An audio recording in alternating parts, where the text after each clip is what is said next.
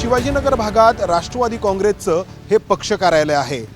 सुनील तटकरे आणि प्रफुल्ल पटेल यांच्या उपस्थितीत 15 ऑगस्टला या पक्ष कार्यालयाचं उद्घाटन झालंय।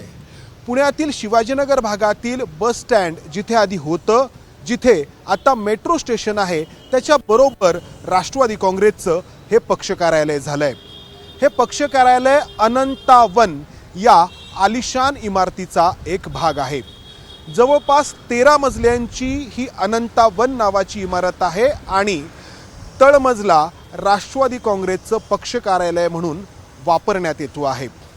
जिथे ही अनंतावन नावाची इमारत आहे, या जागेवरती आधी डेक्कन शुगर्स टेक्नॉलॉजी असोसिएशन या नावाची संस्था होती। आत्ता या संस्थेचं कार्यालय या इमारतीच्या पाठीमागच्या बाजूला आहे आणि जिथे आधी ही संस्था होती त्या ठिकाणी ही अनंतावन नावाची आलिशान इमारत उभी ठाकली आहे। हे सगळं कसं झालंय, या ठिकाणी हे पक्ष कार्यालय कसं निर्माण करण्यात आलंय हे आपण जाणून घेणार आहोत। महाराष्ट्रात साखर उद्योगाची पायाभरणी केली ती शेठ लालचंद हिराचंद आणि शेठ वालचंद हिराचंद या दोन बंधूंनी। 1933 साली रावळगाव आणि वालचंदनगर या ठिकाणी साखर कारखाने उभे राहिले।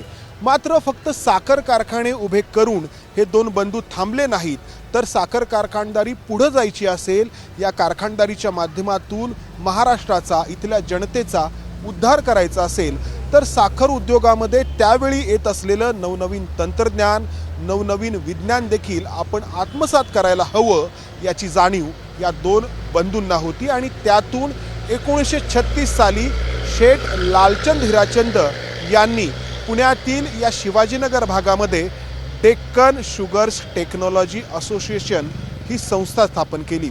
संस्थेचा उद्देश मी म्हटलं तसं या साखर उद्योगामध्ये नवनवीन तंत्रज्ञान, नवनवीन विज्ञान आणणं आणि त्या माध्यमातून साखर कारखानदारी आणखी वाढीस लावणं हा होता। 1936 साली स्थापन झालेल्या या संस्थेचे अध्यक्ष शेठ लालचंद हिराचंद हे 1950 पर्यंत होते।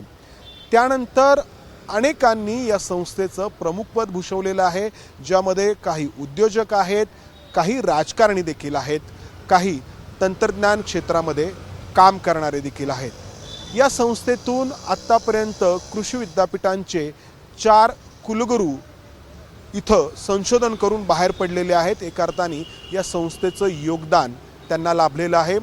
35हून अधिक लोकांनी या संस्थेच्या मार्फत डॉक्टरेट मिळवलेली आहे आणि पोस्ट ग्रॅज्युएशनचे कोर्स तर अनेकांनी केलेले आहेत। तर अशी ही संस्था 1936 पासून साखर उद्योगामध्ये कार्यरत आहे। ज्या राजकारण्यांनी या संस्थेचं अध्यक्षपद भूषवलेलं आहे, त्यामध्ये दिवंगत शंकरराव मोहिते पाटील आहेत, शंकरराव कोल्हे आहेत, बबनदादा शिंदे आहेत। तर अशी ही संस्था, या संस्थेची आत्ता ज्या ठिकाणी राष्ट्रवादीचं पक्ष कार्यालय आहे, तिथे एक इमारत 1965 मध्ये बांधण्यात आली। म्हणजे संस्था सुरू झाली 1936 साली, त्यावेळची जी इमारत होती ती कदाचित बदलून त्या ठिकाणी 1965 साली जी दुसरी इमारत बांधण्यात आली, त्या इमारतीचं उद्घाटन त्यावेळचे भारताचे संरक्षण मंत्री यशवंतराव चव्हाण यांच्या हस्ते करण्यात आलं। त्याची पाटी इथे होती, मात्र मध्ये जे काही प्रकार घडला त्यानंतर ती पाटी काढण्यात आली आणि पाठीमागे जी संस्थेची जी इमारत आहे तिथे ती आहे, ती पण आपण दाखवू। तर 1965 साली यशवंतराव चव्हाण यांच्या हस्ते या संस्थेच्या त्यावेळी बांधण्यात आलेल्या इमारतीचं उद्घाटन झालं। एकूण या संस्थेला जागा उपलब्ध होती ती 30,000 स्क्वेअर फीट इतकी। समोरच्या बाजूला संस्थेची इमारत होती, पाठीमागची जागा मोकळी होती। मी जसं म्हटलं 1965 साली समोरच्या जागी बांधण्यात आलेल्या इमारतीचं उद्घाटन यशवंतराव चव्हाण यांच्या हस्ते झालं आणि पाठीमागे जी मोकळी जागा त्यावेळी होती ती देखील संस्थेने विकसित करायचं ठरवलं आणि त्या ठिकाणी संस्थेची दुसरी 6 मजली इमारत उभी राहिली, ज्याचं उद्घाटन 2011 साली शरद पवार, जे त्यावेळी कृषी मंत्री होते, यांच्या हस्ते झालं। म्हणजे समोरच्या बाजूला एक इमारत आणि पाठीमागच्या बाजूला एक इमारत, अशी रचना होती। ही संस्था धर्मादाय आयुक्तांकडे नोंदणीकृत आहे आणि संस्थेचे विश्वस्त या संस्थेच्या कारभाराचा निर्णय घेत असतात. आत्ता या संस्थेचे जे प्रमुख आहेत ते भाड नावाचे गृहस्थ आहेत. तर अशी ही या संस्थेची इथली रचना, या संस्थेचं कामकाज. मात्र अचानक काही वर्षांपूर्वी या संस्थेला आर्थिक चणचण भासते आहे असं विश्वस्तांचं मत पडलं आणि या संस्थेकडून या संस्थेची ही जी जागा आहे ती विकसित करण्यासाठीचे प्रयत्न सुरू झाले आणि त्यासाठी धर्मादाय आयुक्तांना परवानगी मागण्यात आली. धर्मादाय आयुक्तांनी ही जागा विकसित करून ती भाड्याने देण्यासाठीची परवानगी दिली. लक्षात घ्या, भाड्याने देण्यासाठीची परवानगी देण्यात आली म्हणजे लीज डीडसाठीची परवानगी देण्यात आली. मात्र प्रत्यक्षात सेल डीड करून इथल्या जागा विकण्यात आल्या.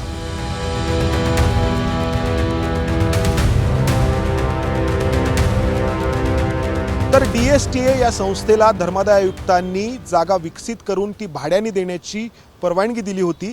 प्रत्यक्षात या संस्थेकडून जागा विकसित करण्याचा प्रयत्न झाला आणि काही कंपन्यांनी त्यासाठी टेंडर भरली आणि त्यापैकी कल्पवृक्ष प्लांटेशन्स या कंपनीचं टेंडर मान्य झालं.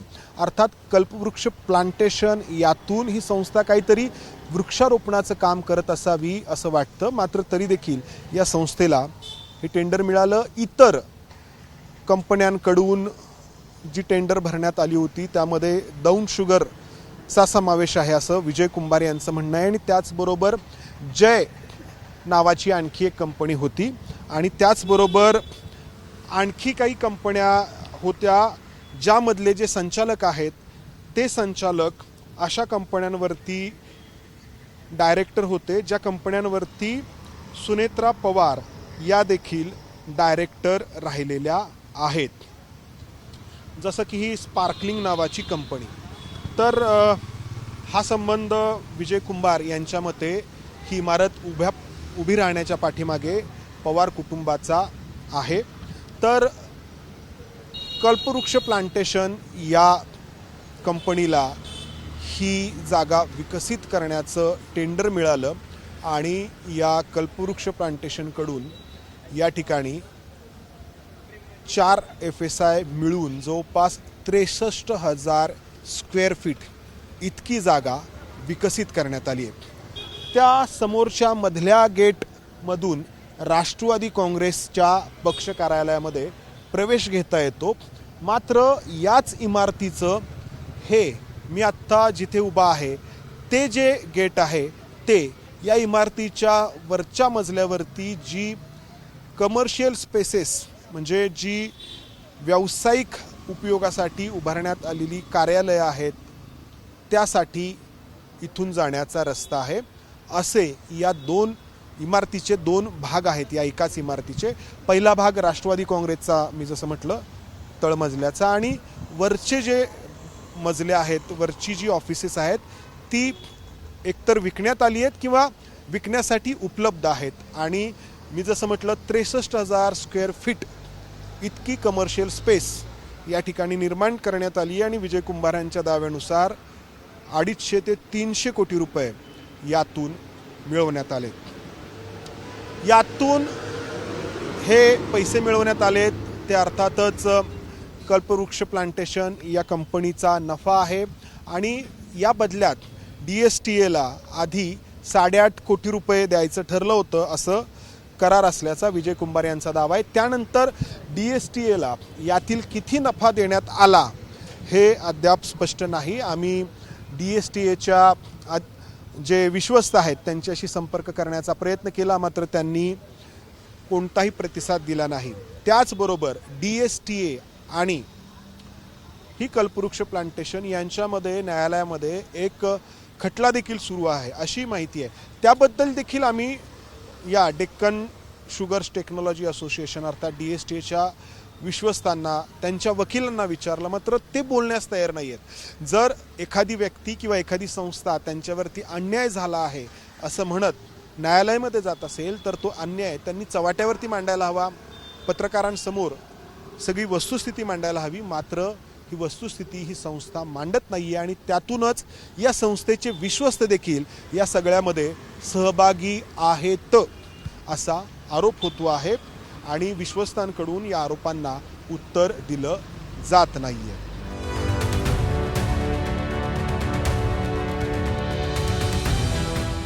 तर ही इमारत या ठिकाणी उभी राहण्यात पार्थ पवार यांचा सहभाग कसा जोडला जातो आहे माहिती अधिकार कार्यकर्ते विजय कुंभार यांच्याकडून, तर तो असा की ज्या कंपनीने ही इमारत उभी केलेली आहे कल्पवृक्ष प्लांटेशन, त्या कंपनीला पार्थ पवार यांनी 5 कोटी रुपये लोन दिल्याचा इन्कम टॅक्सच्या कागदपत्रांमध्ये उल्लेख आहे असं विजय कुंभार यांचं म्हणणं आहे. आणि मगाशी मी जसं म्हटलं की या कल्पवृक्ष प्लांटेशनचे जे संचालक आहेत तेच संचालक इतरही काही कंपन्यांवरती काम करतात, ज्यामध्ये स्पार्कलिंग सॉईल प्रायव्हेट लिमिटेड ही कंपनी आहे ज्याच्यावरती सुनेत्रा पवार देखील संचालक होत्या. मात्र एवढ्यापुरताच हा संबंध नाही, यामध्ये एका अर्थाने मुंढवा जमीन घोटाळ्यातील महत्त्वाच्या व्यक्तीची देखील एंट्री होते. त्या व्यक्तीचं नाव आहे साहिल प्रधान. कारण या डेक्कन शुगर्स टेक्नॉलॉजी असोसिएशन आणि कल्पवृक्ष प्लांटेशन यांच्यामध्ये करार झाल्यानंतर या ठिकाणी इमारत उभी राहण्यासाठी जी काही प्रक्रिया करायची होती त्यासाठी कल्पवृक्ष प्लांटेशन या कंपनीकडून पॉवर ऑफ अटॉर्नी देण्यात आली, ती साहिल प्रधान या व्यक्तीला. हे साहिल प्रधान तेच आहेत जे मुंढव्यातील जमीन घोटाळा प्रकरणामध्ये शीतल तेजवानी आणि पार्थ पवार यांची अमिडिया कंपनी यांच्यामध्ये जो व्यवहार झाला होता त्यामध्ये साक्षीदार होते. त्या मुंढव्याच्या व्यवहारात ते साक्षीदार होते आणि इथे त्यांनी पॉवर ऑफ अटॉर्नी मिळून हा सगळा जो व्यवहार आहे तो तडीस नेलेला आहे. आणि त्यातून आरोप होतो आहे विजय कुंभार यांच्याकडून की अजित पवार यांच्या कुटुंबियांनी जिथे DSTA ही शेतकऱ्यांच्या भल्यासाठी काम करणारी संस्था होती ती जागा स्वतःशी संबंधित कंपनीकडे घेतली आणि विकसित केली आहे. मग DSTAचं काय झालं? ती संस्था जी इथे मूळ संस्था होती ती पाठीमागे कशी गेली आहे, कशी झाकोळी गेली आहे तेही आपण पाहूयात. तर राष्ट्रवादी काँग्रेसचं पक्ष कार्यालय असलेली ही अनंता वन इमारत आहे आणि त्याच्या पाठीमागच्या बाजूला आपण आलो की मूळ संस्था या ठिकाणी आपल्याला दिसते, the Deccan sugar technologist association. 1936 ते 2011 जी संस्था आधी रस्त्याच्या समोरच्या बाजूला होती ती आता पाठीमागच्या बाजूला आलेली आहे. आणि या संस्थेची ही जी इमारत आपण पाहतो आहोत याचं उद्घाटन 2011 साली शरद पवार यांनी केलेलं आहे. मग ज्या इमारतीचं उद्घाटन यशवंतराव चव्हाण यांनी 1965 साली केलेलं होतं ती इमारत गायब झालेली आहे आणि तिथे ही अनंतावन नावाची इमारत उभी टाकली आहे. आणखी एक महत्त्वाची गोष्ट तुम्हाला दाखवणार आहोत. 1965 साली यशवंतराव चव्हाण यांच्या हस्ते ज्या इमारतीचं उद्घाटन झालं ती DSTAची इमारत तर तिथून हटवण्यात आली, तिथे नवी इमारत अनंतावन म्हणून उभी आहे. मात्र त्यावेळी 1965 साली यशवंतराव चव्हाण यांच्या हस्ते नामफलक किंवा जी एक कोनशिला उभारण्यात आली होती त्या इमारतीची ती काढून या ठिकाणी लावण्यात आली आहे. आणि या कोनशिलेच्या समोर सुरक्षा रक्षकांचं बसण्याचं हे ठिकाण आहे. हे इथले सुरक्षा रक्षक आहेत, त्यांचं काम करतायत, त्यांच्याबद्दल कोणाला आक्षेप असण्याचं कारण नाही. आक्षेप असायला हवा तो यशवंतराव चव्हाण यांच्या हस्ते कोनशिला जी लावण्यात आली त्यांच्यावर याच्यावरती नाव आहे. आपण जर पाहिलं the Deccan sugar technologist association, the opening ceremony of This building was made on 5th October 1966 by Shri Yashwantrao Chavan, minister for defence government of India. म्हणजे 1966 साली याचं उद्घाटन झालंय या इमारतीचं, असा हा नामफलक सांगतोय. हा नामफलक मी जसं म्हटलं आधी समोरच्या बाजूला होता, इमारत गायब झाली, फक्त नामफलक आणून या ठिकाणी लावलाय. यशवंतराव चव्हाणांचा वारसा सांगणाऱ्यांनी हे असंच केलंय का?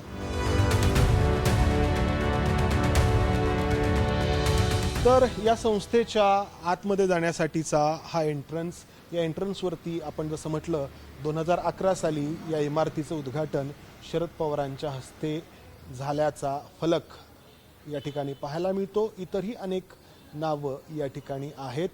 त्यावेळचे जे या संस्थेचे अध्यक्ष आहेत आमदार श्री बबनराव शिंदे माड्याचे, त्यांचं नाव आहे आणि इतर या संस्थेच्या विश्वस्तांची. आणि आतमध्ये काचेतून आतमध्ये पाहिल्यानंतर शेठ लालचंद हिराचंद यांचा फोटो आपल्याला या ठिकाणी पाहायला मिळतो आहे.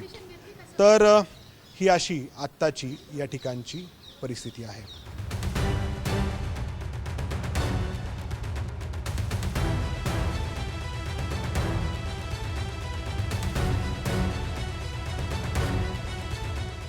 या सगळ्या व्यवहाराबाबत आम्ही राष्ट्रवादी काँग्रेसच्या या पक्ष कार्यालयाचे आत्ताची इथली जबाबदारी असलेले जे पदाधिकारी आहेत त्यांच्याशी संपर्क साधला, मात्र ते याबद्दल माहिती देऊ शकले नाहीत.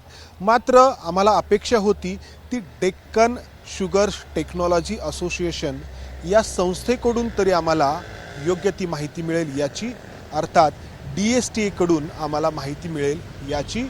आत्ता या DSTAचे प्रमुख आहेत सोहन शिरगावकर, जे कोल्हापूरचे उद्योजक आहेत. त्यांना आम्ही या सगळ्याबद्दल विचारलं असता त्यांचा उलट सवाल आम्हालाच होता की आम्ही माहिती विचारणारे कोण आहोत, आम्ही माहिती का विचारतो आहोत. आणि ते म्हणजे शिरगावकर आणि ही DSTA संस्था आम्हाला माहिती देण्यास बांधील नाही. मात्र ही संस्था जर शेतकऱ्यांच्या हितासाठी म्हणून उभा करण्यात आली होती आणि इतकी मोठी या संस्थेची लेगसी आहे, इतका मोठा इतिहास आहे, तर या संस्थेमध्ये काय घडलंय हे विचारणं पत्रकार म्हणून आमचं काम आहे. त्यानंतर फोनवरून त्यांनी जी माहिती दिली आहे त्यानुसार ही जागा संस्थेच्याच मालकीची आहे. मात्र ही जी काही कागदपत्रं आहेत या कागदपत्रांवरून हे स्पष्ट होतंय की या संस्थेकडून भाडे तत्वावरती ही जागा अनंतावन या खरं तर कल्पवृक्ष प्लांटेशन या कंपनीला देण्यात आली आणि कल्पवृक्षने इथं हा अनंतावन नावाचा प्रोजेक्ट उभा केला आणि कल्पवृक्षकडून ही जागा जी कमर्शियल स्पेस तयार झालेली आहे ती विकण्यात आलेली आहे. समोरच्या बाजूला डिजिट1 नावाची एक इन्शुरन्स कंपनी आहे. त्या डिजिट1मध्ये आणि कल्पवृक्षमध्ये झालेला हा खरेदी करार आहे, खरेदी करार. त्याच्यामुळं सोहन शिरगावकर जे म्हणतायत की ही जागा संस्थेच्याच मालकीची आहे, हा दावा खोटा ठरतोय. मुंढवा जमीन प्रकरणामध्ये जमीन मिळवण्याचा प्रयत्न झाला होता, तो अटेम्प्ट होता. इथे एक्झिक्युशन झालेला आहे, इथे हा प्रयत्न पूर्णत्वास गेलेला आहे. कॅमेरामन अमोल गवाळेसह मंदार गुंजारी, ABP माझा, पुणे. ABP माझा, उघडा डोळे बघा नीट.